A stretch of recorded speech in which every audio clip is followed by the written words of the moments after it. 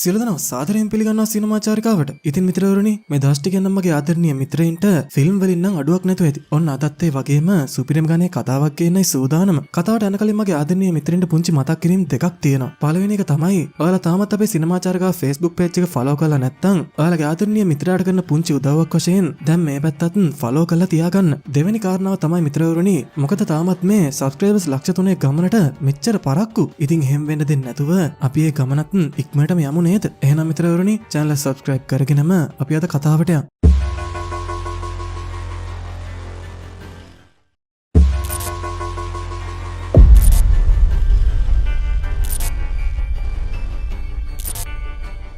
අද කතාවේ නම තමයි Terminator Salvation.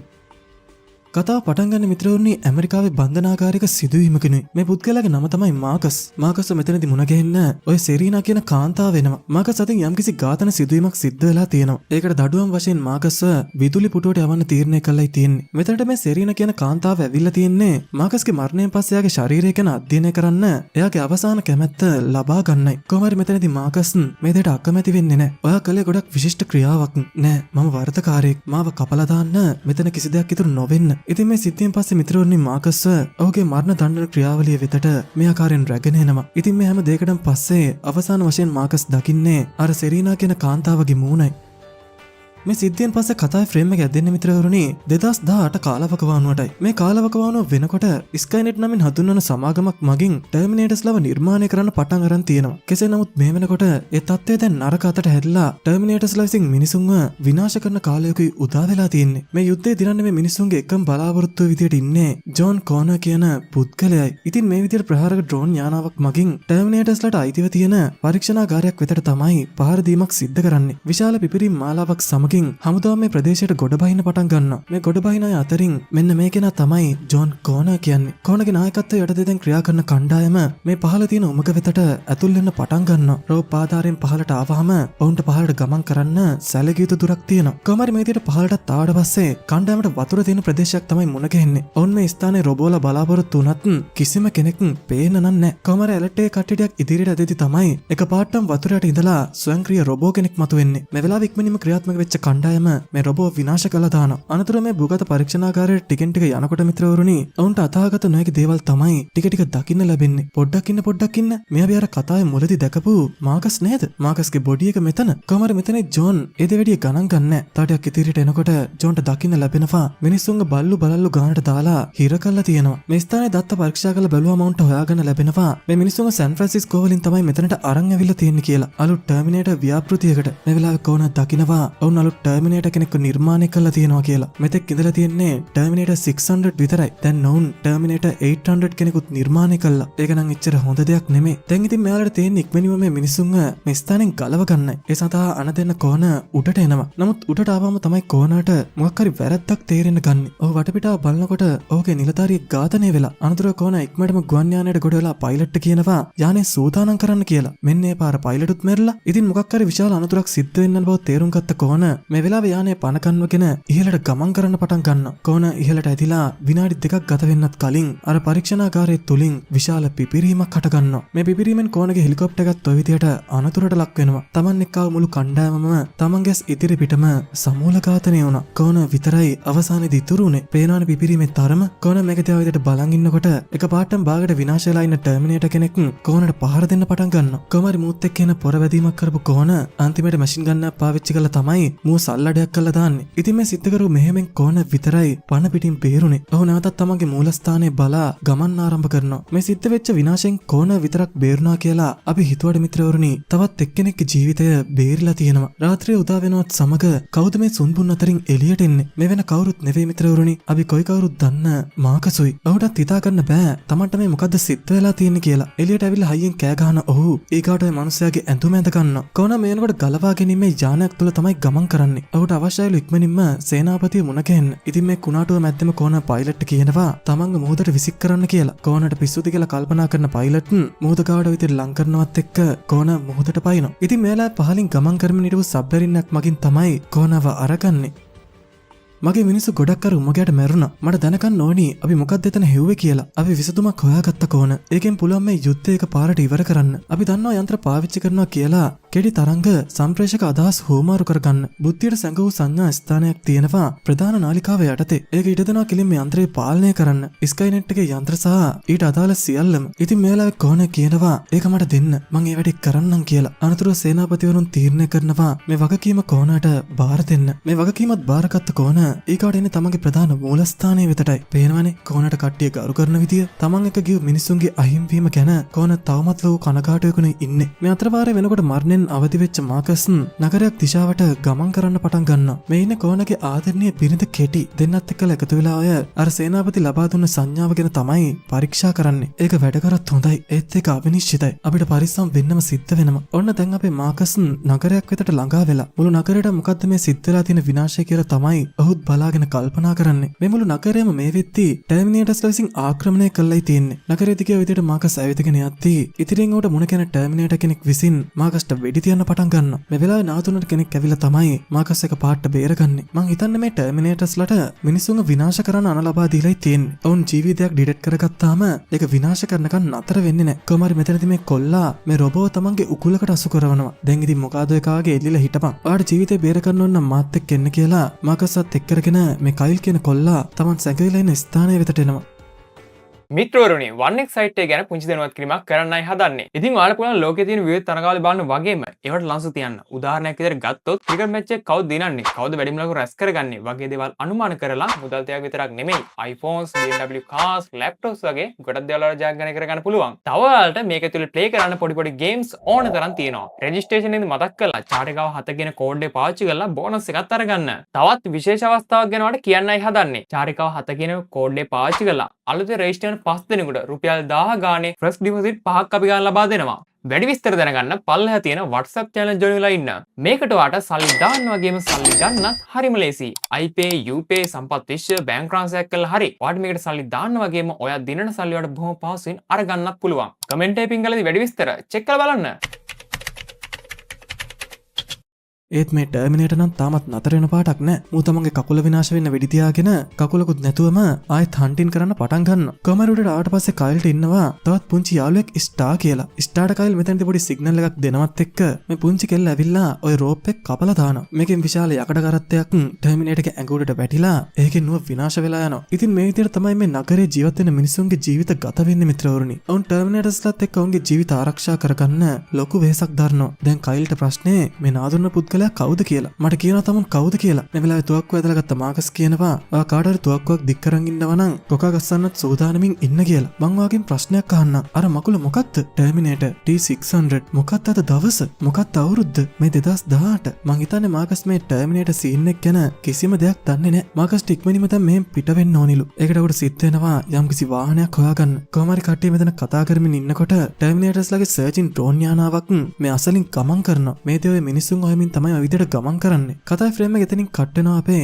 ගෝනගේ කණ්ඩායම් වෙතට. ඔවුන් දැන් ඉතිහාස ගත වෙන මොහොතකට එළඹෙන්නයි යන්නේ. සේනාපති තමන්ට ලබා දුන්න අර සිග්නල් එක ගෝන දැන් මෙතන පරීක්ෂා කරලා බලන්නයි යන්නේ. ඉතින් පුදුමයට කාරණාව කියන්නේ මිත්‍රවරුනි මේ සිග්නල් එක හමුවේ ක්‍රියා කරමින් හිටපු රොබෝ අත එක පාටම ක්‍රියා විරහිත වෙලා යනවා. ඒ කියන්නේ මේ දෙයින් මෙයාලට යුද්ධය නතර කරන්න ක්‍රමයක් හොයාගන්න පුළුවන් වෙනවා කියන එකයි. මේ මද සිග්නල් එකට පුළුවන්කම තියෙනවා ටර්මිනේටර්ස්ලව කන්ට්‍රෝල් කරන්න. කයිල් දැන් මාකස්වත් එක්ක කරගෙන එයාලා ජීවත් වෙන ස්ථානයට ඇවිල්ලා. මාකස්ට හරි අරුම් පුදුම හැකියාව තමයි තියෙන්නේ මිත්‍රවරුනි. ඔහුට ඕනෑම උපකරණයක් බොහොම පොඩි කාලයක් ඇතුළත හදන්න පුළුවන්. කයිල්ගේ තාත්තා අවුරුදු කිහිපයක්ම හදන්න උත්සාහ කරපු ඒ රේඩියෝ එක මාකස් මෙතනදී විනාඩි 5න් හදනවා. මේ වෙලාවේ මේ රේඩියෝ එකට අපේ කොනගේ සිග්නල් එකක් කැප්චර් වෙන්න ගන්නවා. නගරේ ඉන්න මිනිස්සුන්ව අමතලා කොන මේ වෙලාවේ මෙහෙම දෙයක් කියන ගමනු ඉන්නේ. මං විශ්වාස කරනවා ඔහු මේක අසා සිටනවා කියලා. අපි සටන් කරනවා ගොඩක් කාලයක පටන්. සහ අපිට ගොඩක් දේවල් නැති වෙලා තියෙනවා. නමුත් ඔබලා තනි වෙලා නැහැ. කොන මේ කතාවේදී රොබෝලා විනාශ කරන විදියම ගැනත් කියනවා. මැෂින් දිගින් දිගටම පැමිණෙනවා. ඒක මං දැක්කා. ඔවුන් නිපදවන අලුත් ටර්මිනේටර්ස්ලා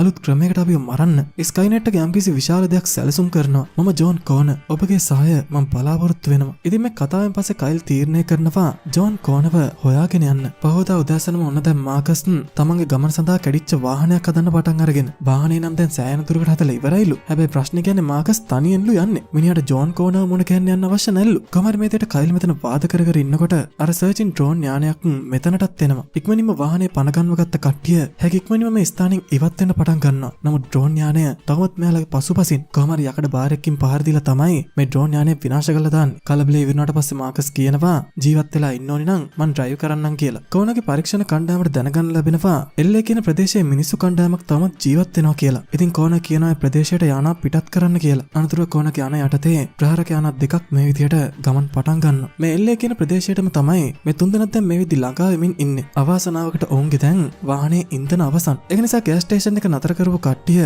ගෑස් තියනවද කියලා පොඩ්ඩක් පරීක්ෂා කරමින් ඉන්නකොට එකපාරට මිනිස්සු කණ්ඩායමක් ඇවිල්ලා මෙයාලව වට කර ගන්නවා. මේ කාලවකවානුව වෙනකොට මිත්‍රවරුනි මිනිස්සු මේ විදියට එක එක කණ්ඩායම් හදාගෙන ඔවුන්ගේ ආරක්ෂාව වෙනුවෙන් ජීවත් වෙනවා. ඒ වගේම ඔවුන් පිටස්තරින්ටත් කැමති නැහැ. තමුන්ලට මොනවද ඕනි? අපිට ඉන්ධන ඕනි. අපිට තියෙන අපේ ප්‍රයෝජනෙට විතරයි. කොමරි ටික වෙලාවකින් මෙතනට වයසක ගැහණු කෙනෙක් එනවා. මං හිතන්නේ මෙයා තමයි මෙයාලගේ නායකයා. ඉතින් අපේ කට්ටිය ගැන අනුකම්පා කරන මේ කාන්තාව අපේ කට්ටියට මෙතනදී කෑමත් ලබා දෙනවා. ඇත්තටම යුද්ධයේ තියෙන මිනිස්සු අතර නෙවෙයි. ඒක හැම කෙනෙක්ම වගේ හොඳට තේරුම් ගත යුතු කාරණාවක්. ටර්මිනේටර්ස්ලාට විරුද්ධව මේ විප්ලවය තිනන්න ඕනි නම් මිනිස්සු වශයෙන් එකට ඉන්න සිද්ධ වෙනවා. ඒත් මේ කළු ජාතික මනුස්සයාට නම් කොච්චර කිව්වත් එහෙමයක් ඕනේ නෑ වගේ. මෙතනදී එක පාටම නොසිතෝ කරදරයකට කට්ටියට මුහුණ දෙන්න සිද්ධ වෙනවා. මේ ස්ථානයට එක පාට කඩාවැදුණු ටර්මිනේටර් රොබෝ කෙනෙක් මගින් මිනිසුන්ව අල්ලා ගන්න පටන් ගන්නවා. මං හිතන්නේ අපේ කට්ටියගේ පස්සෙන් තමයි මෙතනට මේ රොබෝ ඇවිල්ලා තියෙන්නේ. කොහොමරි මෙතනදී මේ රොබෝ විශාල විනාශයක් සිද්ධ කරනවා. ඔහු තමන්ගෙන් පලා යන්න උත්සාහ කරන මිනිසුන්ව විනාශ කරන්න දෙපාරක් හිතන්නේ. මේ සිද්ධ වෙන දේවල් දකිනකොට තමයි කයිල්ට තේරෙන්නේ මේ රොබෝගෙන් පැනලා යන්න උත්සාහ කරන එකෙන් තේරුමක් නෑ කියලා. ටර්මිනේටර් තමන්ට අතට අහුවෙන හැම මිනිස්සෙක්වම ඔන්න ඔය විදිහට කූඩුවක් ඇතුළට දාලා තියෙනවා. අපේ මාකස් මේලා දකිනවා. අනතුරු මේ තෙල් බවුස් එකේ වෑල් එක විවෘත කරු මාකස් තෙල් බවුස් එක වේගෙන් අරගෙන ඇවිල්ලා රොබෝගේ හප්පනවා. මේත් එක්කම කයිල්ට තෙල් ටැංකියට පහර දෙන්න කියලා කිව්වත් උණ්ඩේ හමුවේ තෙල් ටැංකිය මේලා පුපුරන්නේ නෑ. ඒකට මොකද්ද කරන්න කියලා කල්පනා කරගෙන ඉන්නකොට තමයි ඉස්ටා තමන් ගා තිබ්බ ෆ්ලෑර් එකක් දෙන්නේ. ඉතින් ෆ්ලෑර් එක ඔය විදිහට අර තෙල් පහරට අතාරිනවත් එක්ක විශාල පිපිරීමක් මේ ස්ථානයේ හට ගන්නවා. මේ පිපිරීමෙන් රොබෝ විනාශ වෙන්නේ නැති කියලා කට්ටිය හිතන් හිටියත් ඒකෙන් සිද්ධුනේ මෙයාලට පැන ගන්න අවශ්‍ය කරන පොඩි කාලයක් හම්බ වෙච්ච එක විතරයි. පිපිරීමෙන් රොබෝට සීරීමක්වත් වෙලා නැහැ. මෙතනින් එහාට තමන්ගේ දඩයම නතර කරන්නදී ටර්මිනේටර් බයික් ටර්මිනේටර්ස්ලා දෙන්නෙක්ව දැන් මෙයාලගේ පස්සෙන් එවනවා. කොහමද මේ බයික් දිගින් ගැලවෙන එකත් අපේ තුන්දෙනාට එච්චර ලේසි වෙන්නේ නැහැ. මේ දෙයත් එක්ක දිගින් දිගටම සටන් කරගෙන ඉදිරියට ඇදෙද්දී තවත් යානාවක් ඇවිල්ලා මෙයාලව ඉදිරියෙන් වට කරනවා. මේ මොහොතේ මාකස් තමන්ට කරන්න තිබිච්ච එකම දේ වශයෙන් පාලමේදෝදී බ්‍රේක් පාරක් ගහනවත් එක්ක එයාලගේ ට්‍රක් එකේ කේබල් එකට සම්බන්ධ වෙලා තිබ්බ බයික් එකක් ගිහින් මේ යානයේ එන්ජින් එකකට හානි කරනවා. ට්‍රක් එක ඔය විදිහට පාලමේ දෙපැත්තට වැනිද්දී එක වෙලාවක අර දෙන්න ට්‍රක් එකෙන් එළියට විසික් වෙනවා. පල්ලයට වැටුණා කියලා හිතන් හිටියත් අර රොබෝ යානාව මගින් මේ දෙන්නවත් අල්ල ගන්නවා. මේ දෙන්නටත් උනේ අනිත් කට්ටියට වගේම කූඩුවට යන්නයි. ප්‍රධාන යානයේ මිනිස්සුන්වත් අරගෙන ඔය විදිහට මෙතනින් පිට වෙද්දී අනිත් යානාව මගින් මාකස් සිට ට්‍රක් එකට මිසයිල් ප්‍රහාරයක් එල්ල ගන්නවා. පොරවකුත් අරගෙන මාකස් ට්‍රක් එකෙන් එළියට පයින්නේ අර මව් යානයේ දිශාවටයි. මාකස් මෙතනින් තමන්ගේ යාළුවන්ව බේර ගන්න උත්සාහ කරමින් ඉන්නකොට අප කැප්ටන් කෝනගේ සහායක කණ්ඩායම් දැන් මේ ස්ථානයට පැමිණෙනවා. ඔවුන් ආපු ෂණයෙන්ම අර කුඩා යානය නම් විනාශ කළා දානවා. මාකස් මිනිස්සුන්ව බේර ගන්න උත්සාහ කරමින් ඉද්දී මව් යානයේ රොබෝ මගින් ඔහුව අල්ල ගන්නවා. කොහමරි මෙතනදී සහායක කණ්ඩායම එල්ල කරන ප්‍රහාරයත් සමග මාකස් අන්තිමේට ඔය පහළ තියෙන ගංගාවට වැටලා නතර වෙන්නේ. ප්‍රහාරය හමුවේ ටර්මිනේටර් යානය මගින් ඔවුන්ගේ තවත් ප්‍රහාරක යානයක් එළියට නිදහස් කරනවා. කෙසේ නමුත් මේ ටර්මිනේටර් යානය මගින් සහායක යාන දෙකම විනාශ කළා දාන්න යන්නේ බොහොම පොඩි කාලයක් විතරයි. එක යානයක් ඔය විදිහට සම්පූර්ණයෙන්ම පයිලට් එක්කම විනාශ වෙද්දී අනිත් යානයේ පයිලට් නම් කොහොම හරි විනාශයට කලින් පැන ගන්නවා. කෙසේ නමුත් මේ සිද්ධිය අවසානයේදී සිරකරුවන් සියලු දෙනාම ටර්මිනේටර්ස්ලාගේ මූලස්ථානයේ බලා රැගෙන යනවා. මේ තත්ත්වයත් එක්ක කෝන දැන් තීරණය කරනවා අර සිග්නල් එකේ වැඩේ ප්‍රැක්ටිකලිම කරලා බලන්න. මෙච්චර වැටිල්ලක් වැටිලත් අපේ මාකස්ට කිසිම හානියක් සිද්ධ වෙලා නැති එක තමයි පුදුමේ. මාකස් ආයෙත් නැගිටලා ගොඩම දිහාවට එද්දී අර යානයෙන් ගැලවිච්ච පයිලට් මුණ ගැහෙනවා. මේ කාන්තාවගේ නම තමයි බැලරි. කොහොම හරි ඉතින් ඔතනින් බහින්න උදව්ත් කරාට පස්සේ දැන් දෙන්නත් එක්කලා ජෝන් කෝනව හොයන් යන්න තමයි තීරණය කරන්නේ. මේ වෙත්තියර අල්ලගත්ත මිනිස්සුන්ව ස්කයිනෙට් එකේ මූලස්ථානයක් බලා තමයි ටර්මිනේටර්ස්ලා රැගෙන යන්නේ. මේ මිනිස්සු හොඳටම බය වෙලා ඉන්නේ ටර්මිනේටර්ස්ලා Tamanට මොනවා කරයිද කියලා. මේ දෙන්නට තව දවස් එකමාරක විතර ගමනක් තියෙනවා ජෝන් කෝනගේ මූලස්ථානයට යන්න. ඉතින් වැස්සත් එක්ක රාත්‍රිය ටිකක් ඔය විදිහට එක තැනක විවේක ගන්නමින් ඉද්දී ටික වෙලාවක් ඇති තමයි දැනගන්නේ මේ ස්ථානයේ වෙන මිනිස්සු කණ්ඩායමකට අයිති එකක් කියලා. මුන්ට ඕනලු බැලරිකාව තියෙන මෙඩිකල් කිට් එක. කොහොමරි මෙතනදී මේ ආත්මාර්ථකාමී මෝඩ මිනිස්සු ටික බැලරිත් එක්ක මෙතන ලොකු ප්‍රශ්නයක් ඇති කරගන්නවා. මුන්ටයි තේරෙන්නේ නැත්තේ ප්‍රශ්නේ තියෙන මිනිස්සු අතර නෙවෙයි කියන එක. කොහොමරි බැලරි මෙතනදී මුන්ට මුලදී පහර දුන්නත් වැඩේ ටිකක් නරක අතට හැරෙද්දි තමයි අපේ මාකස් ඇවිල්ලා බැලරිව බේරගන්නේ. බලාගෙන යද්දි මාකස්ට හොඳට සටන් කරන්නත් පුළුවන්. කොහොමරි මෙතනදී මුගේ කරදර ඉවරයක් කළා තව මේ දෙන්න උන්ට ඕනි වෙච්ච අර මෙඩිකල් පැකට් එකත් උන්ටම තියාගන්න කියලා මෙතනින් පිට වෙනවා. අන්තර දෙන්නත් එක්කලා එදා රාත්‍රිය ওই විදියට කාන්තාරේ තමයි ගත කරන්නේ. මේ අතරවාරේ කෝන තමගේ සගයත් එක්ක ඇවිල්ලා අර සිග්නල් එක පරීක්ෂා කරන්න. ඔවුන් හිතා මතාම පිපිරීමක් සිද්ධ කළා. ටර්මිනේටර් ඩ්‍රෝන් යානයක් මේ දිශාවට ගෙන්න ගන්නවා. අනතුරු අර සිග්නල් එක නිකුත් කරාම ඩ්‍රෝන් යානය ටික ටික මෑලගේ දිහාවට ලං වෙන්න පටන් ගන්නවා. සිග්නල් එකේ ස්ට්‍රෙන්ත් එක වැඩි කරන්න පුදුමේ කියන්නේ මිත්‍රවරුනි මේ ලං වෙච්ච ඩ්‍රෝන් යානය එක පාටම නිෂ්ක්‍රීය වෙලා යනවා. අනතුරු කෝන බොහොම පහසුවෙන් මේ ටර්මිනේටර් ඩ්‍රෝන් යානය විනාශ කළා දානවා. ඉතින් තමන්ගේ පරීක්ෂණයේ සාර්ථක බව තේරුම් ගත්ත කෝන ඉක්මනින්ම මේ පිළිමතව සෙම්පත්තුමාවත් දැනුවත් කරවනවා. හොඳයි එහෙනම් පාර දීමට ආරම්භ කරනවා. ඔයාගේ ඒකකේ උදව් කරන්න ඕනි ස්කයිනෙට් එකේ මධ්‍යස්ථානයට බෝම්බ හෙලන්න. මේ වෙලාවේ කෝන අහනවා සිරකරුවන්ව බේරා ගැනීම ගැන මොකද්ද කරන්න කියලා. නමුත් ලොක්කට සිරකරුවන්ව බේර ගන්න කිසිම උවමනාවක් නැහැ. ලොක්ක කියන්නේ අමාරු තැන්වලදී අමාරු තීරණ ගන්න වෙනවා කියලායි. නමුත් කෝන කිසිසේත්ම කැමති නැහැ තමන්ගේ මිනිස්සුන්ව නිරපරාධ මැරෙන්න දාන්න. ඉතින් මේ වෙනකොට අල්ලගත්ත මිනිස්සු කණ්ඩායම ස්කයිනෙට් එකේ මූලස්ථානයේ වෙතට රැගෙන ඇවිල්ලායි තියෙන්නේ. රොබෝ ආරක්ෂකයන් විසින් මවුන බලනවා වගේම පැනලා යන කවුරු හරි උත්සාහ කරොත් ඒ කෙනාට මරණය තමයි හිමි වෙන්නේ. කතාවේ ෆ්‍රේම් එකත් කට් වෙනවා මේ දෙන්නට. දැන් මේ දෙන්නට සිද්ධ වෙලා තියෙනවා ලෑන්ඩ් මයින් ඒරියා එකක් පසු කරන්න. බැලරි මේ සීන් එක ගැන දන්න නිසා මාකස්ට කියනවා තමන්ගේ පිටුපසින්ම එන්න කියලා. කොහොම හරි මේ භූමිය දිගේ ටික දුරක් ඉදිරියට ඇවිදගෙන යද්දී එක පාටම ලෑන්ඩ් මයින් එකක් ඇවිල්ලා මාකස්ගේ කකුලේ ඇලවෙනවා. ඇත්තටම කිව්වොත් එතනදී පෑගුණා නෙවෙයි උනේ. මෙත් එක්කම ලෑන්ඩ් මයින් එක පිපිරෙද්දී කතාවේකා ෂොට්ටෙන් අපි දකිනවා මාකස් කෝනගේ මූලස්ථානයට අරගෙන එනවා. මාකස්ට දරුණු විදියට තුවාලයි. කෙටි ඉක්මනින්ම මේ පුද්ගලයාට බෙහෙත් කරන්න නැති තමයි ඇස් සදාගත නැති දෙයක් ඔවුන් දකින්නේ. ඔහුට බද්ධ කරපු ශරීරයක්ද තියෙන්නේ. මේ දකින්න දෙයින් හැමෝම වික්ෂිප්ත වෙනවා. මොකක්ද මේ? ඒක ඇත්ත මාංශසාලේ. නමුත් ඒක ඒ තුලින්ම සුව වෙනවා. මනුෂ්‍ය හදවතක් සහ ඒක ගොඩක් බලවත්. මොළයත් එහෙමයි. නමුත් අතුරු මූණත් චිපයක් සමග කෝනටත් හිතා ගන්න බැරුව ඉන්නේ. මොකක්ද මේ සිද්ධ වෙන්නේ කියලා. ඉතින් ඇත්තම කතාව කිව්වොත් මිත්‍රවරුනි මාකස් කියන්නේ මේ මොහොත වෙtti මිනිහෙක් නෙවෙයි. මේ දැකපු දේත් එක කෝනට හිතෙන්න පටන් අරන් තියෙනවා ටර්මිනේටර්ස්ලා ගැන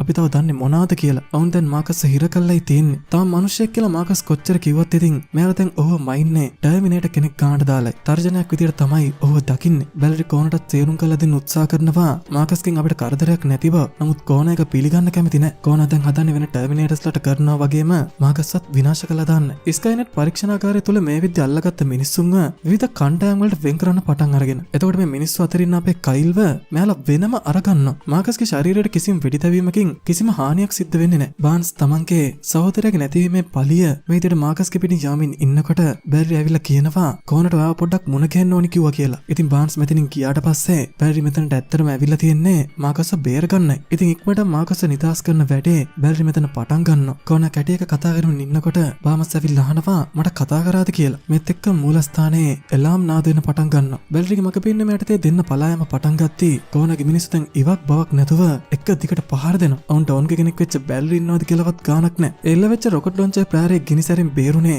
මාකස්ගේ ශරීරය යකඩින් නිර්මාණය වෙලා තිබිච්ච නිසා. අනතුරු දෙන්න ඉක්මනටම ටනල් එකෙන් එළියට එනවා. මෙහෙට මොකක් හරි ආලෝකයක් අරන් ඉන්න. අපි ඉන්නේ මයින් ෆීල්ඩ් එක. මට සැලස්මක් තියනවා කියන බැලරි ටික රෝප් එකක් ඔය විදිහට යවනවා. අනතුරු බටන් එකක් ප්‍රෙස් කරනවත් සමග එහා තිබිච්ච සියලු මයින් ෆීල්ඩ් ටික ඔය විදිහට සක්‍රිය වෙනවා. කොහමරි කෝනගේ මිනිස්සු දැන් මේ දෙන්නට මේ ස්ථානයේ ලේසියකට යන්න නම් ඉඩ තියන්නේ. ඔවුන් ඉවක් බවක් නැතුව ඔහෙ පාර දෙනවා. කොහමරි තැනකදී බැලරි කෝනගේ මිනිස්සුන්ව රවට්ටලා මාකස්ට පැන ගන්න අවශ්‍ය කරන කාලය අරන් දෙනවා. මේ කාලෙන් ප්‍රයෝජන අරගත්ත මාකස් බයික් එකකුත් අරගෙන ඉක්මනින්ම මේ ස්ථානෙන් ඉවත් වෙනවා. නමුත් කෝන තවමත් ඔහු පසුපසිනුයි. ප්‍රහාරක හෙලිකොප්ටර් යානෙන් කෝන දිගින් දිගටම පිටි තියාගෙන මාකස්ගේ පස්සෙන් පන්නමින් වනාන්තරය දක්වාම එනවා. වනාන්තරයට ඔය විදිහට බෝම්බ හෙලලා වනාන්තරයේ ගිනි ගොඩක් බවට පත් කරද්දී කෝන ගංගාව දිගේ මාකස්ගේ බොඩි එක තියනවද බලනවා. මෙයාලට මේ ගංගාවේ ඉඳලා මාකස් නම් හම්බෙන්නේ නැහැ. අර ටර්මිනේටර් රොබෝලා සෙට් එකකට තමයි මූණ දෙන්න වෙන්නේ. මේ දිග අඩු තියෙන ටර්මිනේටර් රොබෝලා කෝනින හෙලිකොප්ටර් යාන ඔය විදිහට විනාශ කරලා දානවා. කෝන විතරයි අන්තිමේට එතනින් ඉතුරු වෙන්නේ. මුන් ගොඩක් එක්ක දැන් කෝන ගංගාව මැද්දේ තනි වෙලා උත්සාහය අතාරින්න නැති කෝන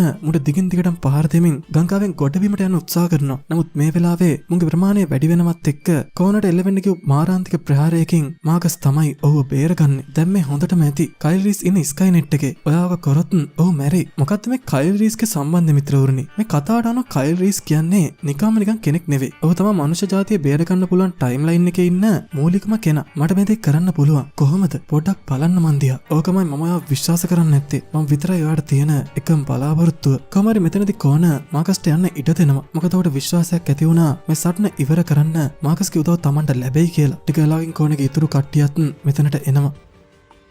කෝන ආනා බැලරිකින් ඇයෝ නිදහස් කරේ කියලා. මං දැක්කේ මිනිස්සෙක් නැතුව මැෂින් එකක් නෙවෙයි. ඉතින් සේනාපති කිව්ව විදියට අද දවසේ තමයි ප්‍රහාරය නිකුත් කිරීමට සූදානම්ව තියෙන්නේ. නමුත් කෝන සැම්පෙත්තුමත් එක්ක තර්ක කරනවා මිනිසුන්ව බේර ගන්නකම් ස්කයිනෙට් එකට පහර දෙන්න අපේ කිසිම සහයක් හම්බ වෙන්නේ නැහැ කියලා. ඉතින් මේ පිළිබඳව කෝන සෙසු මිනිස් කණ්ඩායමුත් දැනුවත් කරනවා. ආගන්න මම ජෝන් කෝන. අද අපි පහර දුන්නොත් අපේ මනුෂ්‍ය වර්ගයා අහිමි වේවි. මම එක කාන්තාවක් ගැන දන්නවා. මනුෂ්‍ය වර්ගයාගේ අනාගතය ගැන සැකෙන් කතා කරපු කිසිවෙකුට උවමනා උනේ නෑ. ඒකේ ඇත්තට සවන් දෙන්න ආශ්‍රය ඉවත් කර සිර කර තිබුවා මිසක් එම කාන්තාව සාරක් කෝන මගේ ආදරණීය මව. දැන් අපි දන්නවා ඇය පේන කියපුවා සිද්ධ වෙලා කියලා. සේනාපතිට උවමනයි අපි යන්ත්‍රමෙන් සටන් කරන්න. ඒත් අපි යන්ත්‍ර නෙවෙයි. සේනාපති ඔබලගෙන් අසන්නයි යන්නේ ස්කයිනෙට් එකට පහර දෙනවද කියලා. මම ඔබලගෙන් අසනවා ඒ සිදු නොකරනවද කියලා. එක බෝම්බයක් හරි පතිත කළොත් හිරු උදාවට බැරි ස්කයිනෙට් එකට අපේ අනාගතය අපිට අහිමි වේවි. ඉතින් කරුණා කළා ඔහොම ඉන්න මට කාලය දෙන්න. ඉතින් මේ සිද්ධියෙන් පස්සේ ජෝන් කෝන කයිල් රීස්ව බේරගන්න අරමුණ සඳහා